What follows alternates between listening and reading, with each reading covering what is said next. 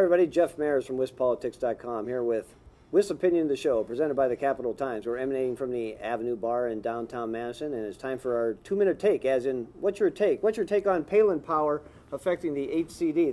McCain and Palin will be in Green Bay this week, and so it's going to affect that race. John Nichols from the Capital Times. Sarah Palin is the best thing that happened to Kagen-Gard. Nobody in the HCD likes or knows Kagen-Gard. He lived in Sun Prairie for years, right? And so they voted against him pretty strongly in the last race. They would vote against him this time, unless there's somebody who can get the base out. That's what Sarah Palin does. And so you will see Kagen-Gard getting closer to Sarah Palin even than John McCain. Okay. Brian Fraley from the Wisconsin Institute for Leadership. What's your take? Well, this is my first election cycle since '92 where I haven't been working for a candidate or trying to influence an election, so it's kind of fun to be more the observer, but obviously with the conservative leanings, without a doubt. I think that Palin has energized the conservative base, has really helped throughout the country, especially in close races like the Gard-Kagan race is going to be. I think Kagan's worst enemy is Steve Kagan, and I think that will play out during the rest of the campaign as well.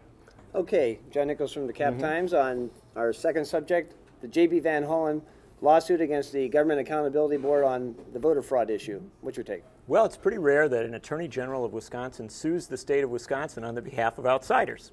But JB Hollen went to the Republican National Convention around Labor Day, met with Karl Rove. And Karl Rove said Wisconsin is the most closely divided state in the country. Go back and do everything you can. And the next Monday he filed a lawsuit that's cookie cutter out of the Republican National Committee. It won't go anyplace. In fact, it'll get thrown out by a judge. Okay, Brian Fraley, what's your take? Holy tinfoil hat, Batman! It's like I'm debating Ed Garvey again.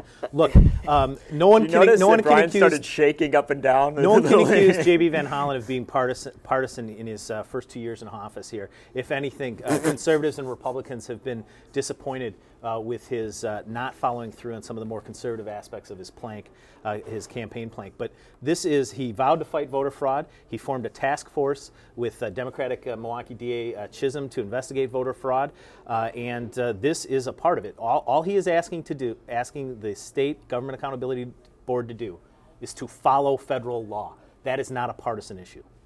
All right, I think we'll have to revisit this in our risings and fallings later, but stay tuned for our interview segment with Ken Goldstein from the Wisconsin Advertising Project.